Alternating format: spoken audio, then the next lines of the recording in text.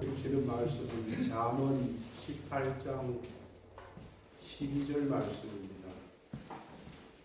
잠언 18장 12절 말씀입니다.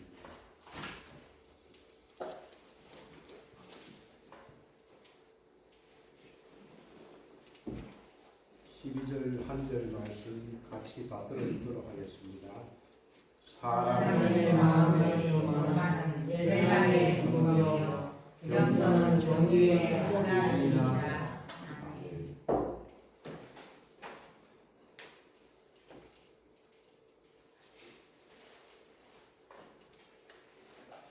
우리가 세상을 사는 것이 만만치 않는다. 세상을 이기는 방법은 마음에 있습니다. 마음을 어떻게 쓰는가에 따라서 인생사가, 사람의 삶이 달라집니다. 그래서 무릎 지킬 만한 모든 것보다 너의 마음을 지키라. 생명의 근원이 여기서 남이니라 라고 주님께서는 우리에게 말씀을 하셨습니다. 마음을 어떻게 먹느냐에 따라서 인생의 승패가 갈라집니다. 그런데 오늘 본문에서는 그 마음 중심에서 사람이 두 가지를 이야기를 해주면서 너는 어떻게 살아야 돼? 이렇게 우리에게 이야기합니다. 교만한 사람과 겸손한 사람을 이야기를 합니다.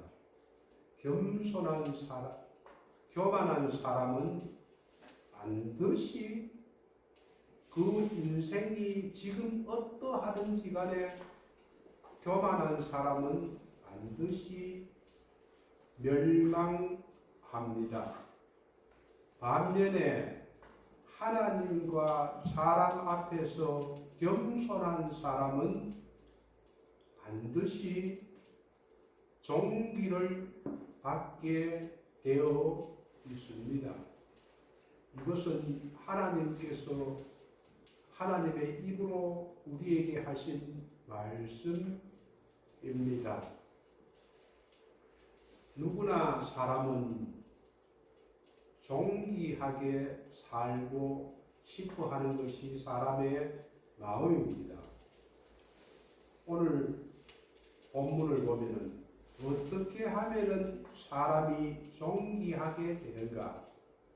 사람이 돈이 많이 있다고 존귀한가? 성경을 많이 안다고 해서 존귀한 게 아닙니다. 사람이 존귀하게 되는 것은 겸손해야 합니다. 그래서 야고보서 4장 6절에서는 이렇게 이야기를 합니다. 하나님이 교만한 자를 물리치시고 겸손한 자에게는 은혜를 주신다 하였느니라. 여러분 교만합니까? 겸손합니까? 자기 자신한테 한번 물어보십시오. 내가 겸손한 사람인가? 아니면 나는 교만한 사람인가? 자, 여호와를 경외하는 것은 지혜의 훈계라. 하나님을 제대로 경외하면은 우리가 말씀을 깨닫게 됩니다. 그러면 나는 왜 예배를 드리는데도 불구하고 하나님의 말씀이 들리지를 않는가? 그 이유는 하나님을 경외하는 마음이 없어서 그렇습니다. 하나님을 경외하게 되면은 하나님의 말씀이 로고스로 내 가슴을, 내 마음을 때립니다. 그것은 지혜의 훈계라고 합니다. 그 지혜의 훈계가 오늘은 겸손하라. 여러분 마음속에 이 겸손이라는 것이 다가옵니까? 겸손은 종기의 길잡이니라. 그리고 잠언 22장 4절에서 겸손과 여호와를 경외함의 보상은 재물, 영광, 생명이니라. 우리가 이 땅에 살면서 성실하고 부지런하면 돈을 벌 수가 있습니다. 그러나 그 돈이 내게 되는가 남에게 되는가, 그것은 어디에 달렸느냐. 내가 아무리 부지런히 일하고 돈을 많이 벌고 공부를 열심히 해서 대학을 나오고 지식이 많아도 사람이 존귀하게 되고 재물과 영광과 생명을 얻는 방법은 그렇게 지식을 열심히 많이 얻는다고 해서 사람이 존귀하게 되는 것이 아니고, 돈을 열심히 일을 많이 해서 내 수중에 돈이 많다고 해서 그것이 영광이 되고 생명이 되고 존귀가 되는 것이 아닙니다. 그러면 그렇게 되는 방법은 겸손하게 살고 하나님을 제대로 경외하면은 그 나머지는 안 해도 하나님은 그 보상으로 우리에게 재물과 영광과 생명을 우리에게 주십니다. 여러분 하나님을 제대로 경외하면서 살고 있습니까? 그러면은 겸손하게 살고 있습니까?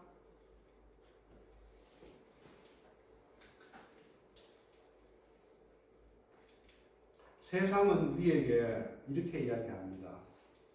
많이 가져라. 많이 소유해라. 그리고 높은 사람이 되어라. 국회의원도 되고 장관도 되고 대통령도 되어라. 세상은 우리에게 그렇게 이야기합니다. 돈도 많이 벌어라. 멋진 세상을 살아라. 이렇게 우리는 세상은 우리에게 그렇게 이야기합니다. 한 번뿐인 인생 정말 멋지게 살아야 안 되나? 세상은 그렇게 우리에게 이야기합니다. 그런데 하나님은 그렇게 이야기를 하지 않습니다. 멋지게 살려고 하면은 겸손하게 살아라. 정말 인생을 행복하게 살려면은 하나님을 경외하면서 살아라. 그리고 하나님의 말씀에 순종하면서 살아라 라고 우리에게 이야기를 합니다. 그런데 세상의 가치관이 우리 머릿속에 있기 때문에 그것이 안 바뀌어집니다. 잘. 저도 그렇더라고요. 직장 생활을 해보면은 막 진급도 하고 싶고 돈도 많이 벌고 싶고 성경하고는 다르게 살아가게 되더라고요. 성경에서는 성실하게 살아라, 겸손하게 살아라, 정직하게 살아라, 누가 보든지 안 보든지 열심히 주님께 하듯 하라라고 이렇게 이야기를 하는데 그게 그렇게 쉽지를 않더라고요. 사람이 보든지 안 보든지 성실하라 하는데 사람이 안 볼 때는 성실하게 하기가 싫더라고요. 다른 사람이 다 사무실에서 퇴근하고 없는데 내 혼자서 남아서 열심히 하던 일을 계속하고 이런 생각이 들더라고요. 아니 내가 미쳤나? 다른 사람은 다 퇴근했는데 내가 왜 이렇게 남아서 월급을 더 주는 것도 아닌데 이렇게 열심히 일을 해야 되나? 청소를 하다가도 화장실 청소는 사람들이 잘 안 합니다. 직장에 여러 사람이 있거든. 내가 살 때는 사무실에 10몇 명이 있는데 화장실 청소는 서로 안 하려 합니다. 잘 안 들어갑니다. 그런데 우리는 그렇지 않잖아요. 그러면은 화장실에 들어가서 혼자서 화장실 청소를 맨날 합니다. 누가 뭐 잘했다고 하는 것도 아닌데, 누가 박수 쳐주는 것도 아닌데, 굳은 일은 내가 합니다. 어려운 일이 앞에 닥쳤습니다. 사람들은 그런 일 안 하려 합니다. 어려운 일. 그런데 나는 예수를 믿기 때문에 합니다. 그러면서 속으로 생각이 됩니다. 아니, 내가 꼭 이렇게 해야 되나? 이렇게 할 필요가 있나? 세상의 가치관은 그렇지 않거든요. 굳은 일 안 합니다. 어려운 일 닥치면은 뭐 다른 사람 하겠지 안 합니다. 그리고 세상 사람들은 대접받기를 원합니다.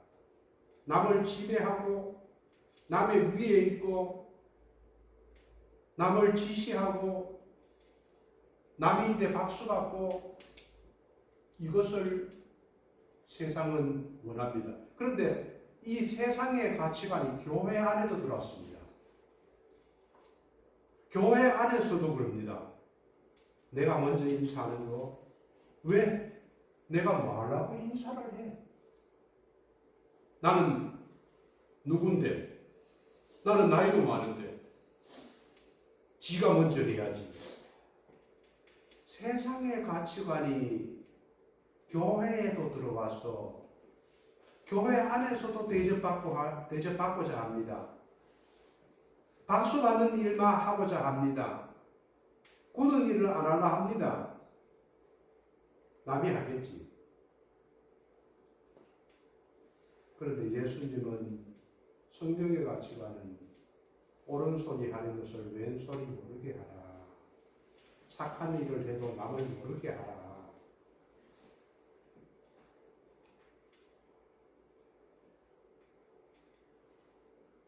지금 이야기한 것들이 세상의 가치관,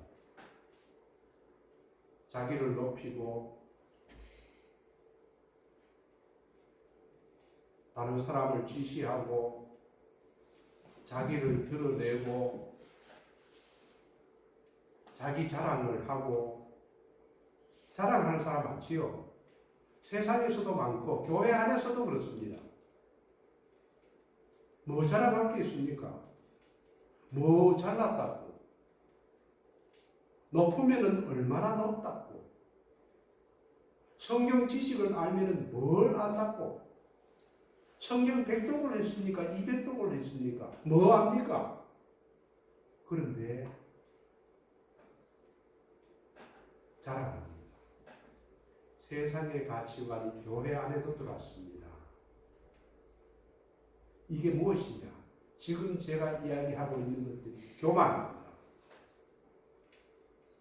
자기를 높이고 자기를 드러내고 박수받기를 원하고 자기 자랑을 하고 이런 것들이 세상적인 이 세속적인 가치관들이 교회 안에도 들어온 이것이 교만입니다. 자기 자신 한번 돌아보십시오. 내 마음속에 그런 것이 없는가? 겸손한 사람은 하나님 앞에서 살아갑니다. 하나님 앞에서 정말로 진실되게, 정말로 정직하게, 남이 보든지 안 보든지 섬기면서 살아가는 모습이 겸손한 모습입니다. 나는 교만한 사람인가? 나는 겸손한 사람인가?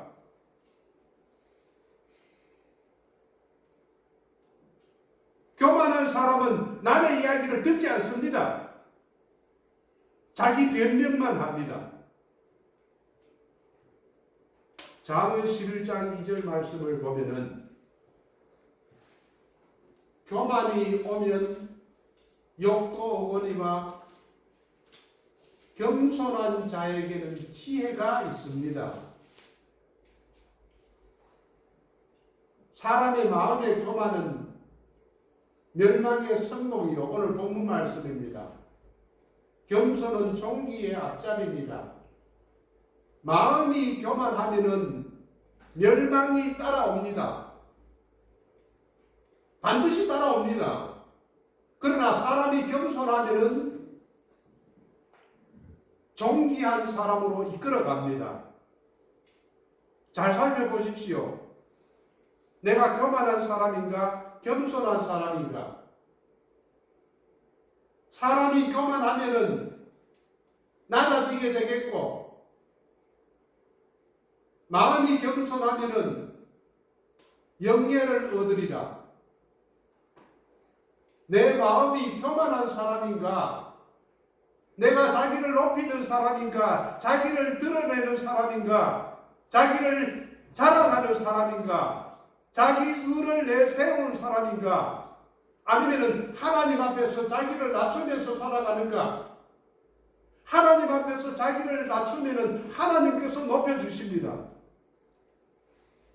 나는 교만한 사람입니까? 나는 겸손한 사람입니까?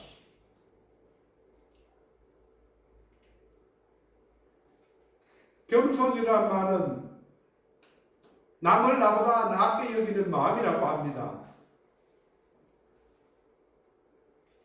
다른 사람을 나보다 낮게 여깁니까? 아니면 내가 다른 사람보다도 위에 있다고 생각합니까? 그 사람의 행실과 말을 보면 알 수가 있습니다.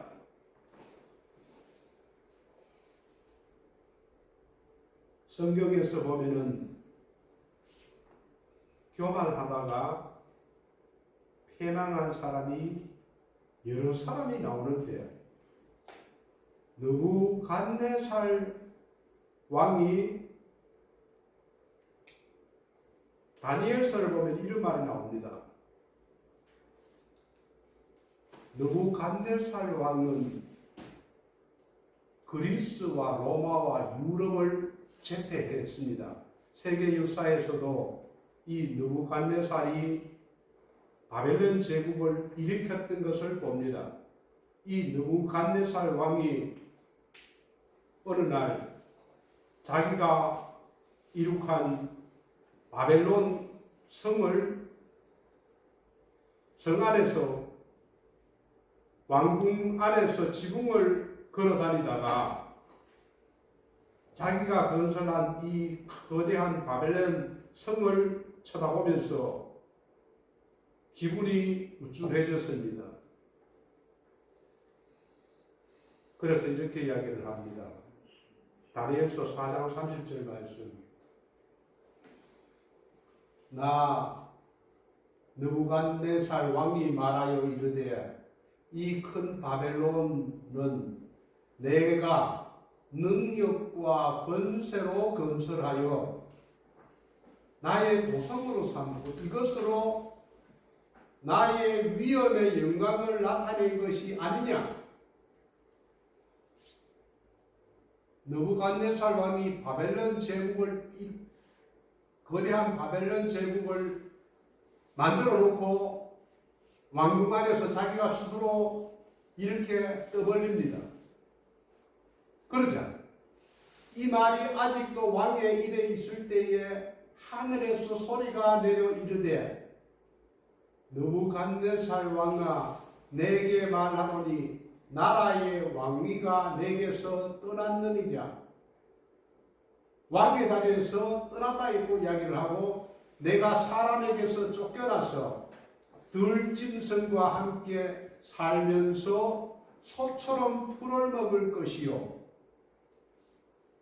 왕궁에서 쫓겨납니다. 그리고 들짐승과 같이 생활하게 됩니다. 소처럼 풀을 먹는다는 것은 미치광이가 된다는 것입니다. 이와 같이 7대를 지나서 7년을 지나서 지극히 높으신 이가 사람의 나라를 다스리시며 자기의 뜻대로 그것을 누구에게든지 주시는 줄을 알기까지 7년 동안을 내가 소가 같이 들짐승과 같이 살게 될 것이라고 이야기를 합니다.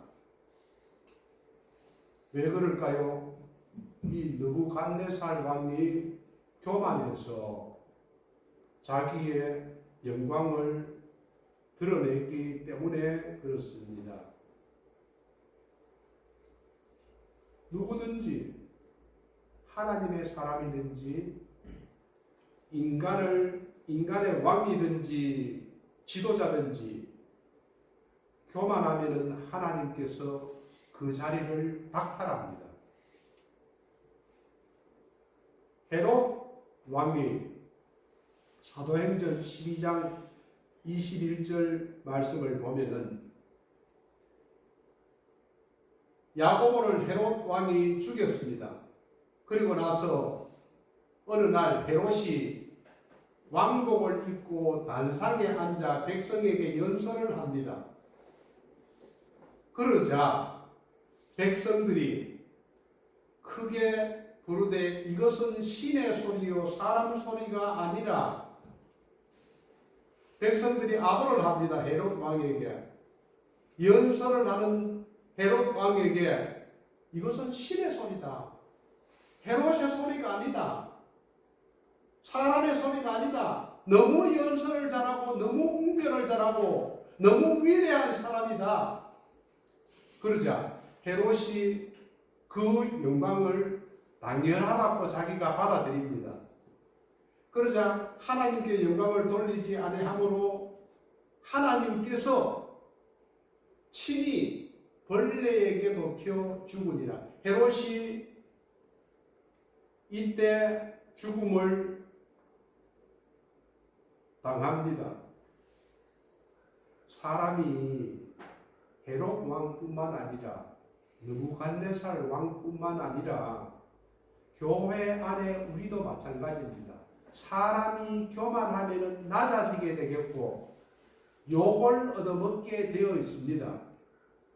그리고 멸망의 길로 걸어가게 됩니다. 이것은 누구에게나 하나님께서 우리에게 하신 이야기입니다. 그래서 오늘 본문 18장 12절에서는 사람의 마음의 교만은 멸망의 선봉이요 멸망으로 이끌어가는 것이요 겸손은 존귀의 앞잠이니라. 겸손하면은 존귀함이 따라오는 것입니다.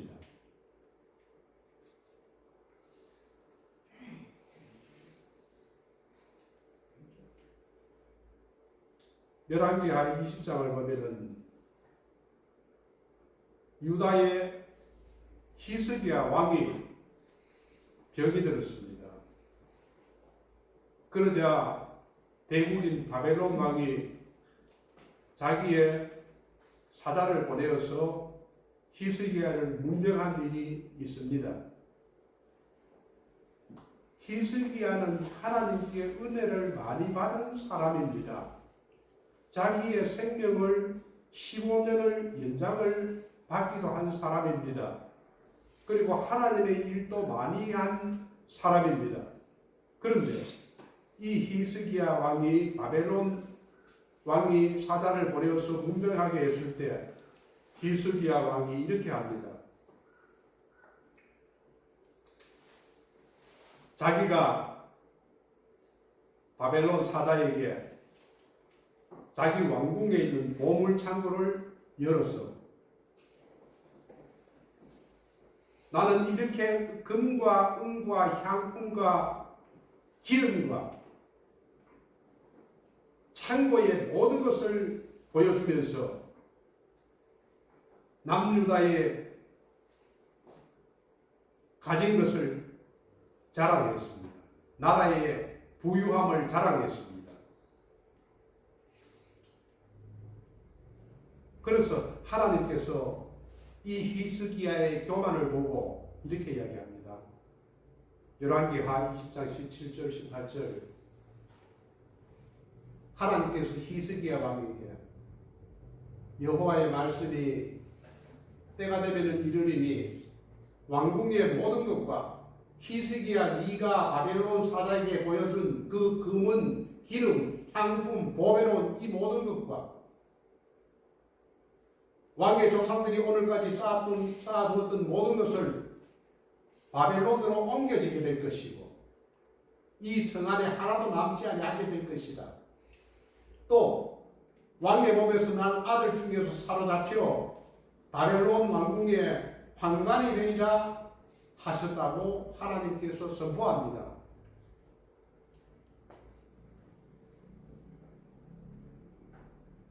하나님 앞에서 우리는 자기를 낮춰야 됩니다. 하나님께서 높여줄 때는 겸손한 사람은 높여주지 마라 해도 하나님이 높여주십니다. 자기 의를 드러내고 자기 자랑을 하고 사람 앞에서 자기 의를 드러내는 사람은 오늘 히스기야를 보십시오. 하나님께서 그 히스기야에게 이 바벨론 왕궁의 황관이 되리라고 했듯이 자기의 히스기야의 아들들이 바벨론의 포로로 끌려가서 종으로 살아가게 됩니다.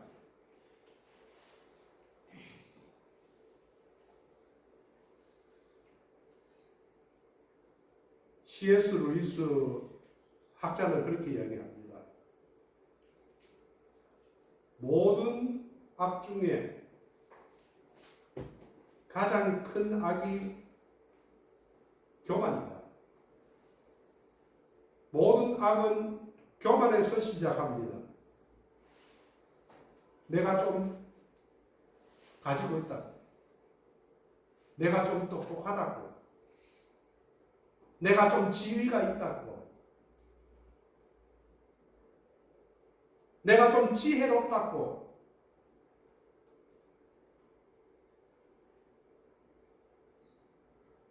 바리새인과 같이 영적인 교만이 왔어.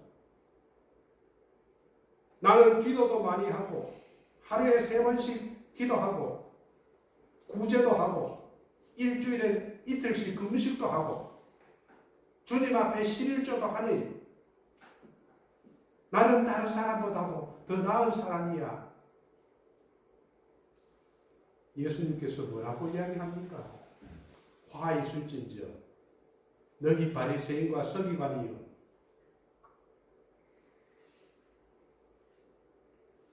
우리에게 그런 것은 없습니까?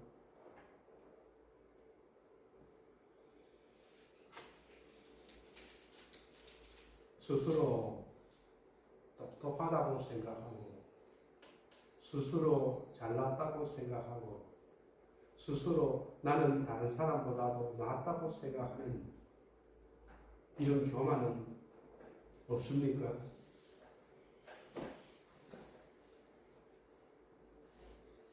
사람은 겸손하기가 쉽지 않습니다. 자기 자신을 비우고 자기 자신을 낮추고 하나님 앞에서 의롭게 살아간다는 것이 쉽지는 않습니다. 내가 조금이라도 남들보다 더 가지고 있으면 얄궂은 직분이라고 조금 가지고 있으면 시금방 떨기가 쉽습니다. 대접받고자 합니다. 머리를 들고 어깨에 힘주고 그렇게 되기가 쉽습니다. 하나님 앞에서 절대로 그렇게 살아가서는 안 됩니다. 아무것도 가진 것이 없고 잘난 것도 없는데 그래도 잘난 척하는 사람이 있습니다.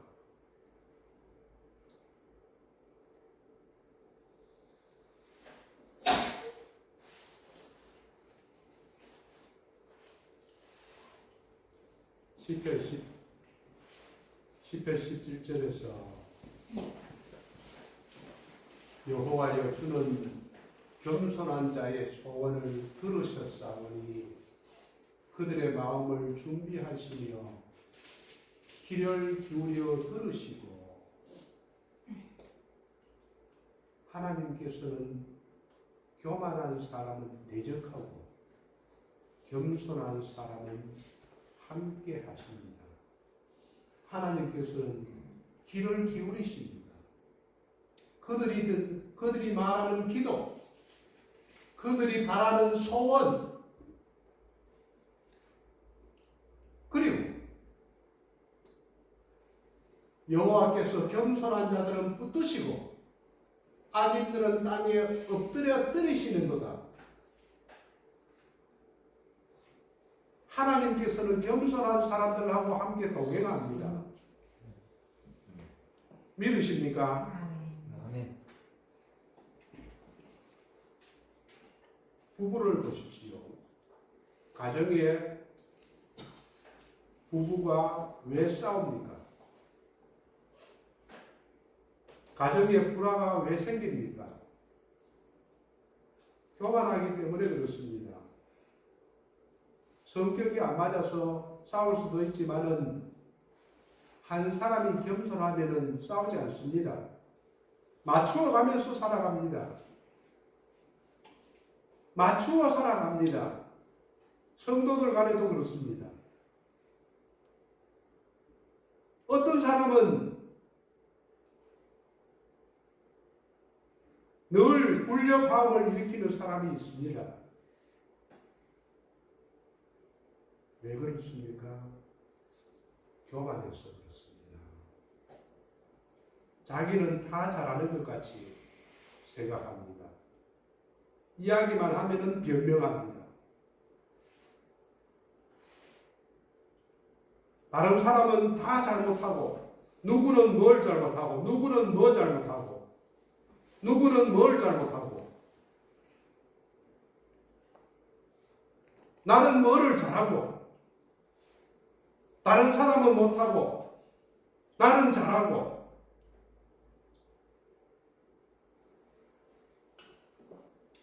우리가 잘하는 게 뭐 있습니까? 뭐 하나님 앞에서 특별하게 잘합니까?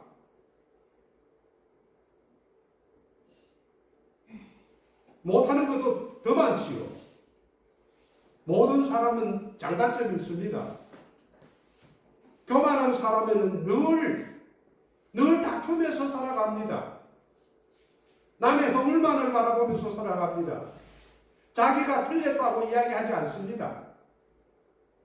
변명으로 일색합니다. 맞는 말을 해도 변명합니다.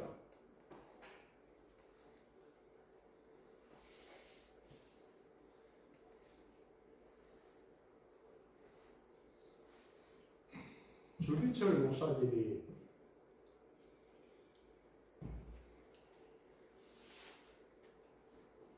어느 날 예배를 드리는데 그 교회에 조만식 장로님이 계셨습니다. 주기철 목사님하고 조만식 장로님하고는 오산학교에서 조장로님이 교장이었고 주기철 목사는 제자였습니다. 그런데 주기철 목사님이 나중에 목사가 되었고 조장로님이 그 교회에 장로님으로 심부하게 되었습니다. 어느 주일날 이 장로님이 밖에서 손님하고 이야기를 하다가 예배 시간이 지나서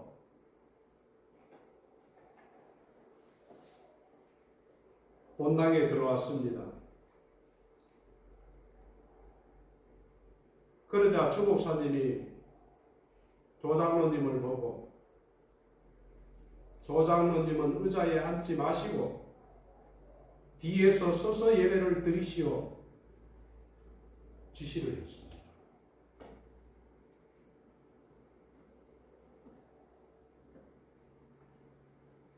우리 같으면은 나이 어린 목사가 그렇게 이야기를 하면은 얼굴이 불그락 하든지 성질이 나서 그냥 나가든지 의자에 앉든지 할 텐데 조장로님은 뒤에 서서 1시간 반 동안 예배를 드렸습니다. 주기철 목사님이 설교를 마치고 서 계시는 조장로님 기도해 주십시오. 이렇게 이야기를 했습니다. 장로님은 서서 기도를 했습니다. 하나님, 저의 죄를 용서해 주십시오. 거룩한 주일에 하나님 예배 드리는 것보다 사람 만나는 것을 중요시한 죄를 용서해 주십시오. 이렇게 기도를 드렸습니다. 예배를 마칠 때에 교우들이, 성도들이 서서 예배를 드리는 장로님을 보고 울었다고 합니다. 나이 많은 장로님이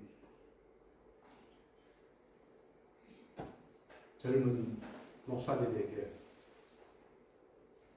얼마나 자존심이 강하고 상하고 인격의 무시를 당했겠습니까?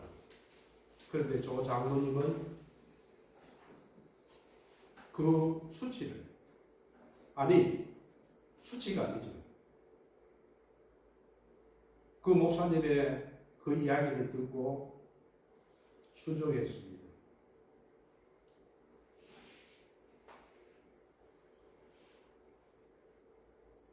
겸손하지 않으면은 그렇게 할 수가 있었겠습니까? 조만식 장로님은 지금도 대한민국 모든 국민에게 칭송을 받는 분입니다.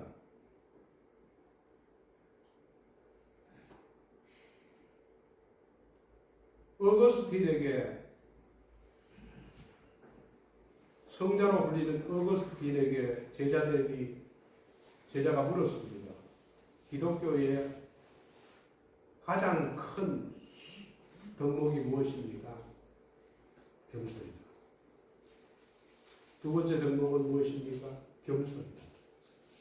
세 번째로 중요한 덕목은 겸손이다. 겸손이다. 겸손은 하나의 미덕이 아니고 모든 은혜와 덕의 뿌리다. 겸손이 없고는 은혜와 덕이 존재할 수가 없다. 어떠한 은사와 어떠한 지혜가 있어도 겸손이 없다면 모든 것이 없는 것과 마찬가지다.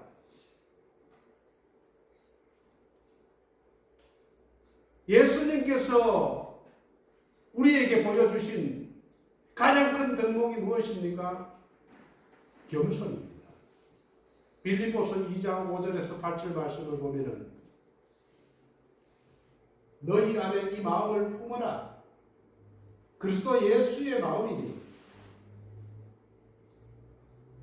하나님의 본체시나 하나님과 동등됨을 취할 것으로 여기지 아니하시고 자기를 비워서 종의 형체를 가져 사람과 같이 되셨고 자기를 낮추시고 죽기까지 복종하셔서 십자가에 죽으셨다. 이것이 예수의 마음이다. 예수의 마음에 이 모든 것을 이야기하는 것은 겸손을 이야기합니다. 자기를 비우고 자기를 낮추고 하나님께 순종한 모습, 이 모습을 가져라. 너희 안에 이 마음을 품어라.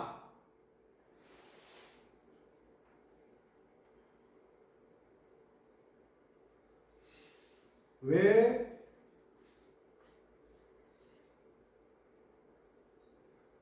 사탄이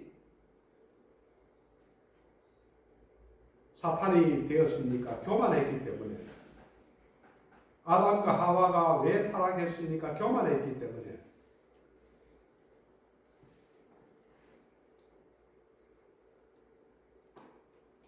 이솝 우화에 이런 이야기가 있습니다. 암탉을 많이 거느리려고 수탉 두 마리가 싸웠습니다.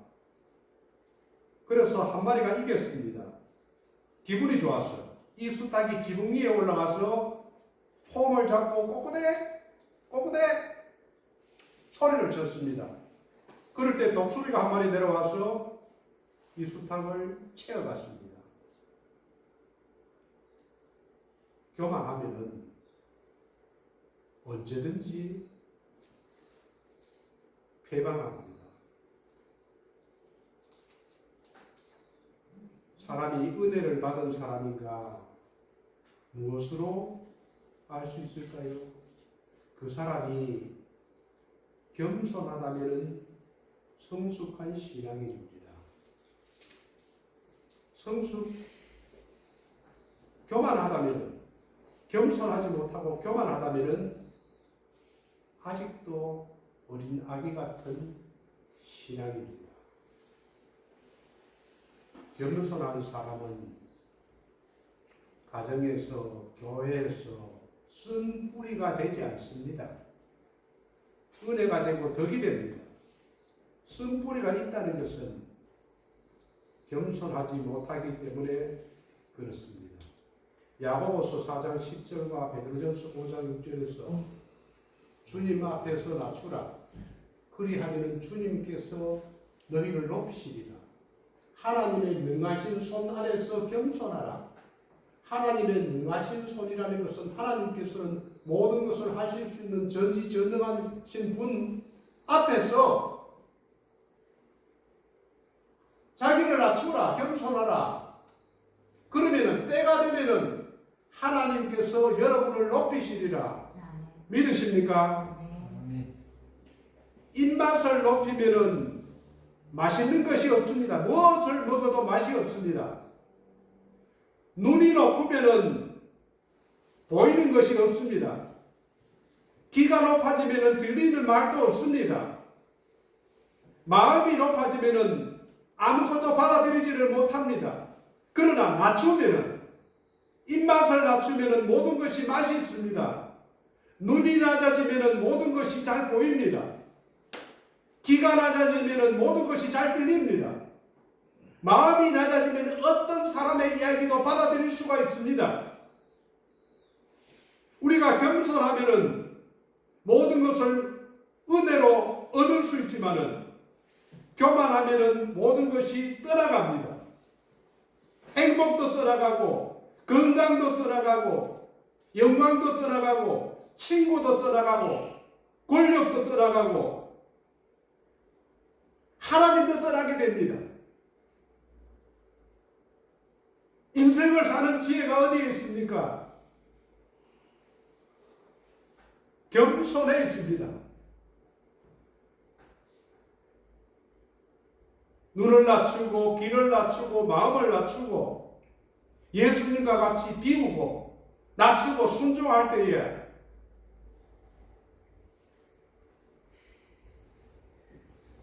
하나님께서 우리를 종기로 인도한다는 것을 믿으시는 저와 여러분이 되기를 주님의 이름으로 축원드립니다. 아멘.